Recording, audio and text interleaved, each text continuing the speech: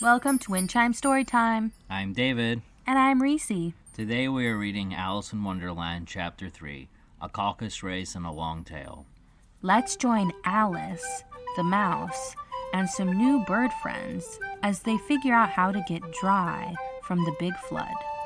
They were indeed a queer-looking party that assembled on the bank. The birds with draggled feathers, the animals with their fur clinging close to them, and all dripping wet, cross and uncomfortable. The first question, of course, was how to get dry again. They had a consultation about this, and after a few minutes, it seemed quite natural to Alice to find herself talking familiarly with them, as if she had known them all her life. Indeed, she had quite a long argument with the lorry, who at last turned sulky and would only say, "I am older than you, and must know better." And this Alice would not allow, without knowing how old it was, and, as the lorry positively refused to tell its age, there was no more to be said. At last the mouse, who seemed to be a person of authority among them, called out, "Sit down, all of you, and listen to me. I'll soon make you dry enough." They all sat down at once, in a large ring, with the mouse in the middle. Alice kept her eyes anxiously fixed on it, for she felt sure she would catch a bad cold if she did not get dry very soon. "Ahem," said the mouse, with an important air. "Are you all ready? This is the driest thing I know. Silence all around, if you please." William the Conqueror, whose cause was favored by the Pope, was soon submitted to by the English, who wanted leaders, and had been of late much accustomed to usurpation and conquest. Edwin and Morcar, the Earls of America and Northumbria, "Ugh!" said the lorry with a shiver. "I beg your pardon," said the mouse, frowning, but very politely. "Did you speak?" "Not I," said the lorry hastily. "I thought you did," said the mouse. "I proceed. Edwin and Morcar, the Earls of America and Northumbria, declared for him, and even Stigand, the patriotic Archbishop of Canterbury, found it advisable." "Found what?" said the duck. "Found it," the mouse replied rather coarsely. "Of course you know what it means." "I know what it means well enough when I find a thing," said the duck. "It's generally a frog or a worm. The question is, what did the Archbishop find?" The mouse did not notice this question, but hurriedly went on. "Found it advisable to go with Edgar Atheling to meet William and offer him the crown. William's conduct at first was moderate, but the insolence of his Norman... How are you getting on now, my dear?" it continued, turning to Alice as it spoke.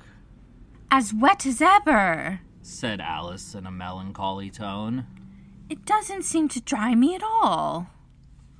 "In that case," said the dodo, solemnly rising to its feet, "I move that the meeting adjourn for immediate adoption of more energetic remedies." "Speak English," said the eaglet. "I don't know the meaning of half those long words, and what's more, I don't believe you do either." And the eaglet bent down its head to hide a smile. Some of the birds tittered audibly. "What I was going to say," said the dodo in an unoffended tone, "was that the best thing to get us dry would be a caucus race." "What is a caucus race?" said Alice.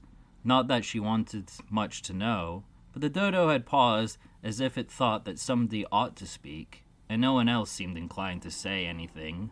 "Why," said the dodo, "the best way to explain it is to do it." And as you might like to try the thing yourself some winter day, I will tell you how the dodo managed it. First, it marked out a race course in a short circle. "The exact shape doesn't matter," it said, and then all the party were placed along the course here and there. There was no 1, 2, 3 and away, but they began running when they liked, and left off when they liked, so that it was not easy to know when the race was over. However, when they had been running half an hour or so, and were quite dry again, the dodo suddenly called out, "The race is over!" And they all crowded round it, panting and asking, But who has won? This question the dodo could not answer without a great deal of thought, and it sat for a long time with one finger pressed upon its forehead, the position in which you usually see Shakespeare in the pictures of him, while the rest waited in silence. At last the dodo said, Everybody has one, and all must have prizes. But who is to give the prizes? Quite a chorus of voices asked.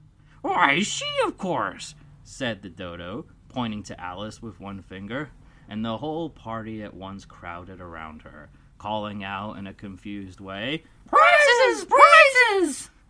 Alice had no idea what to do, and in despair she put her hand in her pocket and pulled out a box of comfits. Luckily, the salt water had not gotten into it, and handed them round as prizes. There was exactly one apiece all around.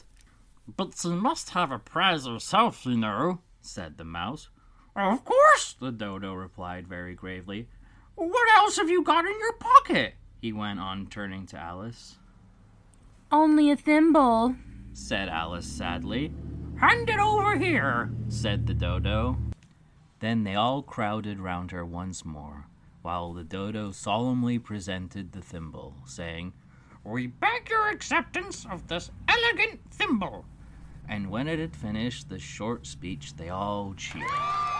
Alice thought the whole thing very absurd, but they all looked so grave that she did not dare to laugh, and, as she could not think of anything to say, she simply bowed and took the thimble, looking as solemn as she could.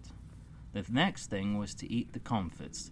This caused some noise and confusion, as the large birds complained that they could not taste theirs, and the small ones choked and had to be patted on the back. However, it was over at last, and they sat down again in a ring and begged the mouse to tell them something more. You promised to tell me more history, you know, said Alice. And why it is you hate a C and D, she added in a whisper, half afraid that it would be offended again. Mine is a long and a sad tale, said the mouse, turning to Alice and sighing. It is a long tale, certainly, said Alice, looking down with wonder at the mouse's tail. But why do you call it sad? And she kept on puzzling about it while the mouse was speaking, so that her idea of the tale was something like this. Fury said to a mouse that he met in the house, Let us both go to law. I will prosecute you. Come, I'll take no denial. We must have a trial, for really this morning I've nothing to do. Said the mouse to the cur, Such a trial, dear sir, with no jury or judge, would be wasting our breath. I'll be judge, I'll be jury, said cunning old Fury. I'll try the whole cause and condemn you to death. You are not attending, said the mouse to Alice severely. What are you thinking of? I beg your pardon, said Alice very humbly. You've gotten to the fifth bend, I think? I had not, cried the mouse sharply and very angrily. A knot, said Alice, always ready to make herself useful and looking anxious about her. Oh, do let me help to undo it. I shall do nothing of the sort, said the mouse, getting up and walking away. You insult me by talking such nonsense. I didn't mean it, pleaded poor Alice. But you're so easily offended, you know. The mouse only growled in reply. Please come back and finish your story, Alice called after it, and the others all joined in chorus. Yes, please do. But the mouse only shook its head impatiently and walked a little quicker. What a pity, I would say, sighed the lory as soon as it was quite out of sight, and an old crab took the opportunity of saying to her daughter, Ah, my dear, let this be a lesson to you never to lose your temper.